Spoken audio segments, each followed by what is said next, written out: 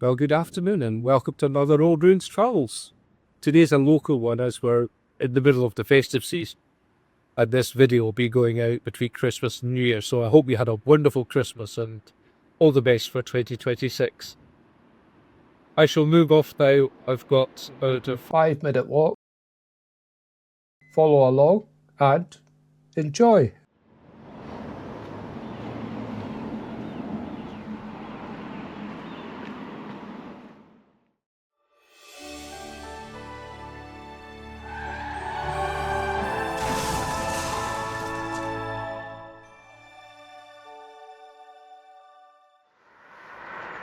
Well, 200 metres from my front door lies the rather unremarkable shore of the estuary of the Forth. Well, it would be unremarkable if it wasn't for one large exception.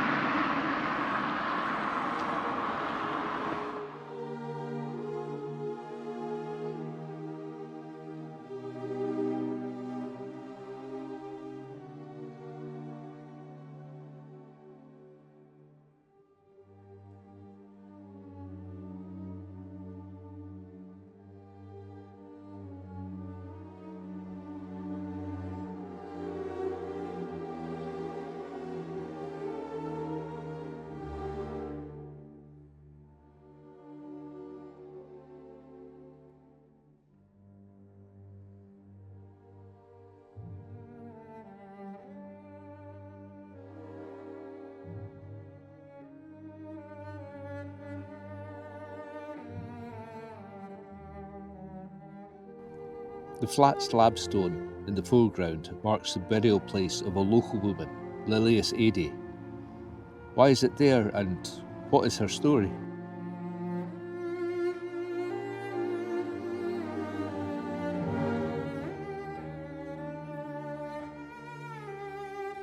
Lilias Adie was born around 1640 and lived in the neighbouring village of Torryburn. She grew up to be a healer and herbalist, which was not a safe occupation in the great witch hunts in Torryburn at the end of the 17th century, start of the 18th. In 1704, it is said that a neighbour, Jean Bizet, delirious after a night of drinking, had reported Lilias to have caused her muddled brain by casting a spell. It was also alleged that she had sexual intercourse with the devil, and on this evidence, Lilias was arrested. As was the custom, she was taken to the local minister, the Reverend Alan Logan, who had a well-known zeal for finding witches, and Lilias was in the wrong parish to be accused. She was imprisoned and tortured for a month before she made a confession that she had been met by the devil and that they had had sex and made her renounce her baptism. Subsequently, the devil had come to Lilias's house and they had cavorted with other witches, though she never named the other women. After this month of questioning, Lilias died in prison.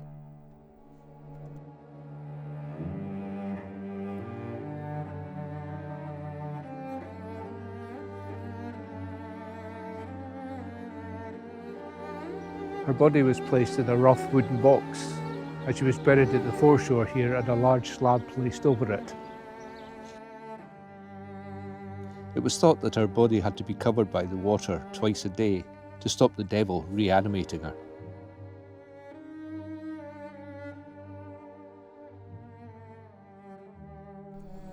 In 1852, her body was dug up.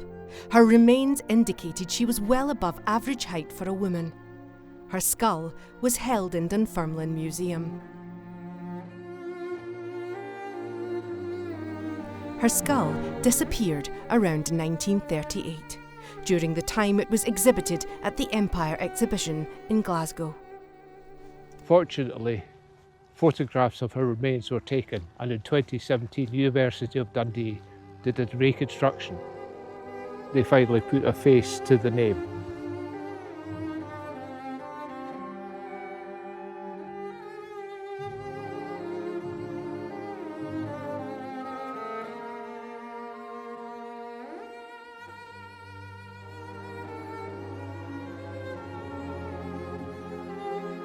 Fife Council is still trying to find out what happened to her remains.